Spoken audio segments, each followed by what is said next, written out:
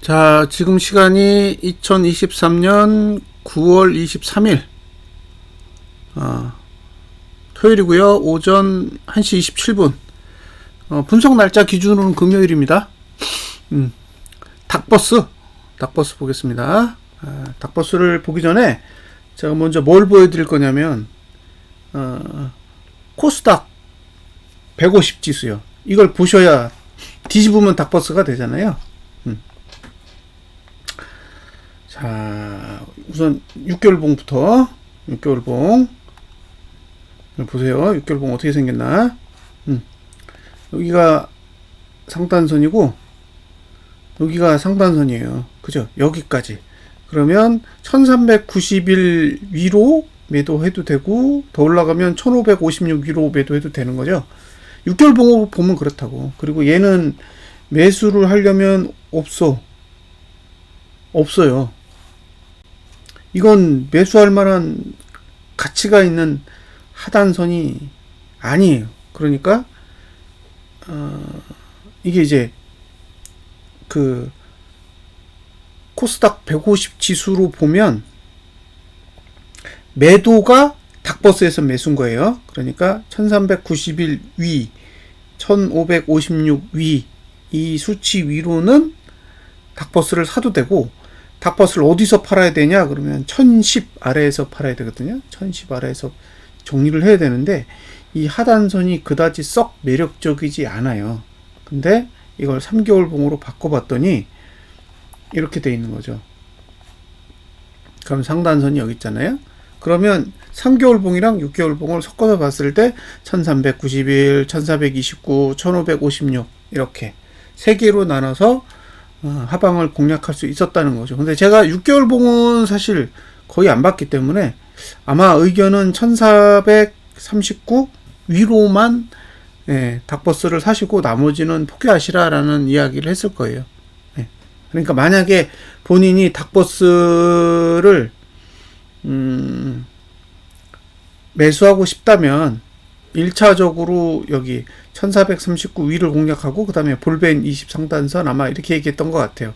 1587 이렇게 물타는 조건으로 고민을 해보시라고 말씀을 드렸던 것 같고요. 지금 구조를 본다면 종가는 의미가 없어요. 종가는 의미가 없습니다.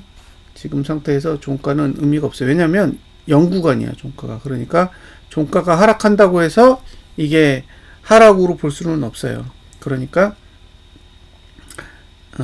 만약에 이번 분기에 종가가 하락을 하더라도 종가 하락했으니까 작년 저점까지 가는 거야 이렇게 생각할 수 없어요. 그게 아니라는 거예요.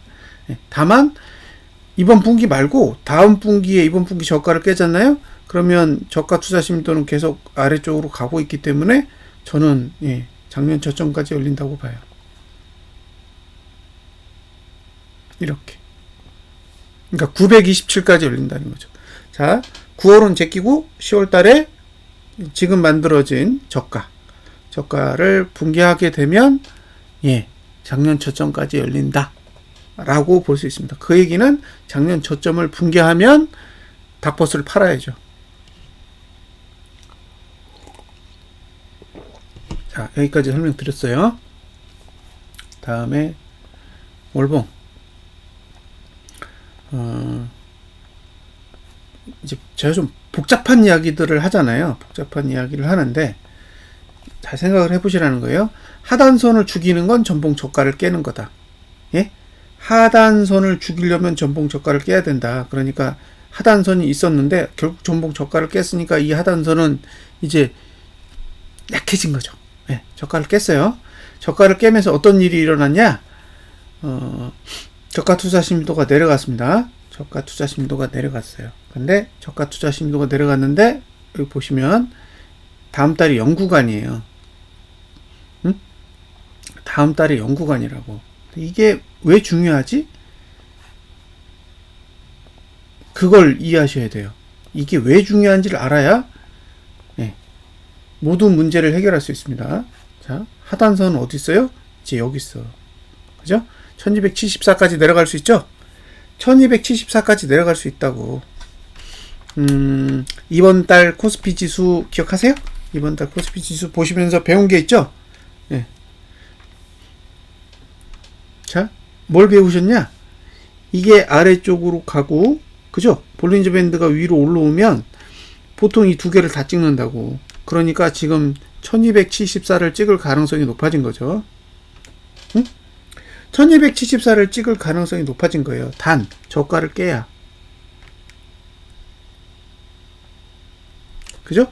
저가를 깨야 1274로 가죠. 지금 주가를 기준으로. 위는 여기까지 갈 수 있죠? 네, 상단선이 여기 있으니까. 자, 저가를 지키면 여기까지 갈 거예요. 저가를 붕괴하면 1274 쪽으로 가겠죠. 그런데 여기서 저가를 붕괴하면 어떻게 되겠어요? 저가 투자 심리도가 내려가겠죠. 그죠? 그럼 하방이 된다고. 그러면 10월은 하방이 되는 거예요. 그런데 뭐 이 저가 깨는 게 그렇게 뭐가 중요해? 뭐 저가가 뭐가 의미가 있어? 이렇게 생각하실 수 있잖아요. 요게 7월이고 요게 8월이고 요게 9월이에요. 그러니까 사실 이 저가는 의미가 없어. 이 저가가 의미가 있지. 왜? 얘가 3분기의 저가야. 근데 3분기의 저가를 4분기에 깨면 어떻게 된다 그랬어요? 3분기의 저가를 4분기에 깨면 분기봉이 무너진다 그랬잖아요. 그러니까 여기서 저가를 깨는 거는 단순하게 저가를 깼네가 아니라 분기봉이 무너진 거라고요. 분기봉이 무너지면 1274로 가는 게 문제가 아니잖아요. 작년 저점까지 열린다 그랬잖아요. 그런데 만약에 10월에 종가도 하락해. 그럼 어떻게 되겠어요? 하나, 둘, 셋, 넷, 다섯, 여섯, 일곱, 7개월짜리 하락이 만들어지는 거예요. 왜냐하면 종가 투자 심도는 10월 달에 상승 못하면 그 뒤로는 7개월 동안 상승 못해요. 그럼 얘가 10월, 11월, 12월, 1, 2, 3, 4, 5, 5월까지죠. 그래서 5월까지 하락이 만들어져요. 자, 다시 정리를 해볼게요. 지금 이대로 만약에 끝나. 그런데 다음 달에 이번 달 저가를 깨면 저가 투자 심리도가 내려갑니다. 그러면 월봉은 매수해야 될 가치 0이 되는 거예요. 매수하시면 안 된다는 얘기예요. 여기서 매수하면 안 된다는 얘기가 뭐 일본 가지고 매수하면 안 된다 이런 뜻이 아니에요. 매수해 가지고 10월 달 말까지 보유하는 게 안 된다고. 자, 그런데 그 와중에 만약에 7월 달 저가까지 깨버렸다. 그럼 분기봉이 저가가 깨지는 거죠. 그럼 분기봉이 저가가 깨지면 작년 저점까지 내려갈 수 있는 에너지가 생긴다 그랬잖아요. 그래서 내려가다가 만약에 10월 말에 종가마저 하락하게 된다면 종가 투자 심도가 하락하게 되는데 내년 6월이나 돼야 상승할 수 있다는 거예요. 그래서 10월 달에 종가가 하락하게 되면 내년 2분기까지는 하락에 유리한 상황이 만들어진다는 거죠. 자, 이주봉 보여드릴게요. 이주봉도 아래쪽으로 열었습니다. 이 구조는 보통 이격볼뱅까지 가야 돼요. 이격볼뱅까지 가야 됩니다. 여기도 지금 최저가 모드예요. 최저가 모드이기 때문에 여길 깨야 돼요. 여길 깨야 됩니다. 지금은 최저가 모드예요. 저가 투자 심리도가 이미 밑으로 내려갔어. 그죠? 네? 저가 투자 심리도가 이미 여기서부터 이 단계를 깨고 내려와 있잖아요. 그러니까 목표가 여기야. 1295 정도 된다고. 결국에는 이번 봉에서 만들어진 저가를 붕괴하면 일단 1295를 갈 건데 1295를 간다는 것 자체가 이미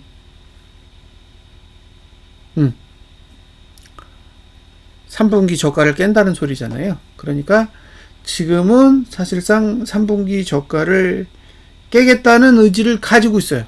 이 구조로는 3분기 저가를 깨겠다는 의지를 가지고 있기 때문에 일단은 하방을 보시는 이제 저같이 닥버스를 보유한 사람의 입장에서는 어쨌든 기대해 볼 만한 상황이라고 보여지고요. 지금 이격골벤이 여기까지 와 있잖아요. 그러니까 타겟은 한 1195까지는 저가를 깨면 개방된다고 봐요. 그러니까 현재 봉의 저가가 붕괴되면 1195 라인까지는 개방된다라고 볼 수 있습니다. 주봉은 일단 반등이 와야 돼요. 이격을 해줘야 되니까 이 정도까지는 반등이 온 뒤에 추가적으로 하락할지 말 건지 결정하겠죠. 1359 이 정도까지는 반등은 예상해야 된다. 그 다음에 내려서 저가 깨지면 그때는 끝날 것 같아요. 주봉은 앞으로 3주간 하락에 유리해요. 주봉은 주봉은 그렇습니다.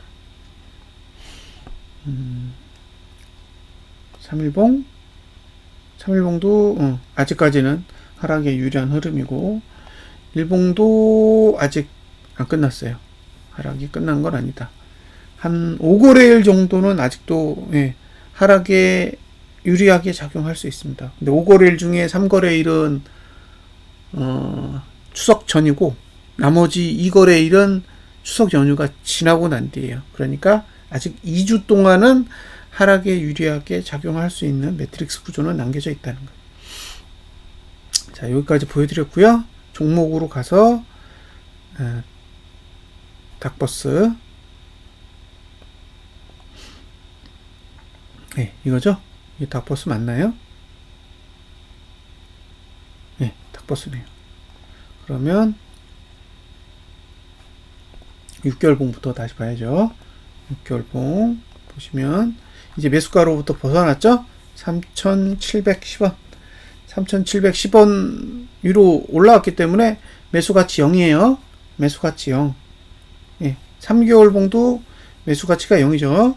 3,555원이 매수가니까 지금은 매수 영역으로부터는 완전히 벗어났으니까 파시든가 보유하시든가 그것만 고민하셔야 될 것 같아요. 그 다음에 월봉은 이건 지금 억지로 올리고 있는 거예요. 그러니까 분기봉, 반기봉이 억지로 올리고 있는 거기 때문에 지금 상태에서 월봉은 거래 가치가 없습니다. 거래 가치가 없다라는 걸 감안하시고 보셔야 돼요. 거래 가치가 없는데 뭐 이거 자꾸 여기서 매수하냐고 물어보시고 그러면 안 돼요.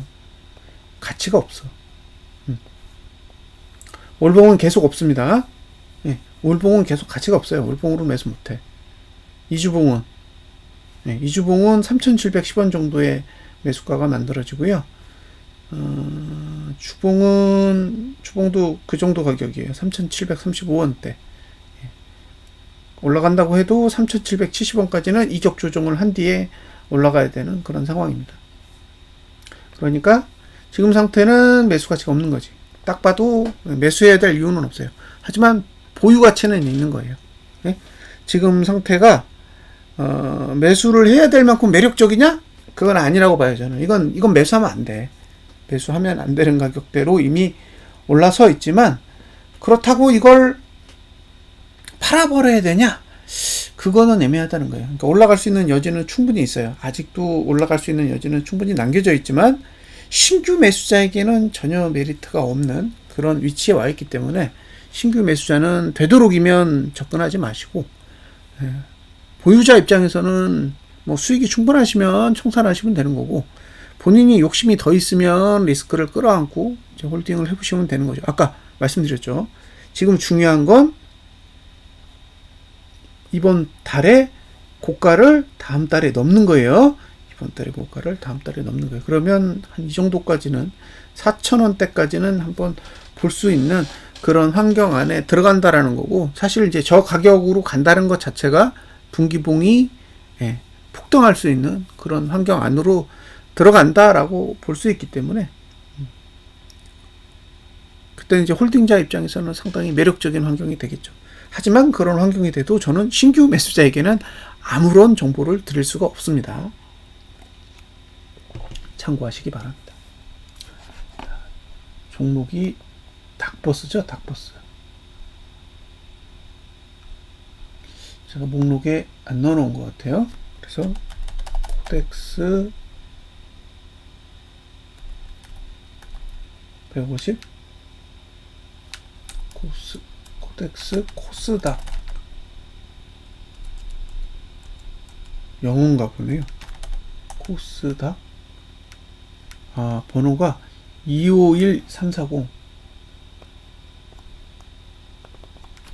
251340 보시면 개인이 매도했어요. 오늘도 금투가 지금 보세요. 계속 매집하지. 9월 1일부터 한 번도 하루도 빠짐없이 매집하고 있습니다. 그래서 긍정적이라는 거예요. 금투가 매집하면 가는 거지. 근데 꽤 오랜 시간 매집을 하고 있어요. 지금 한 달 내내 매집 중이잖아요. 그래서 어쨌든 긍정적으로 봅니다. 이 수급을 보세요. 이게 뭐 큰 의미가 있느냐? 그렇지는 않을 거예요. 왜냐하면 이것도 똑같을 거예요.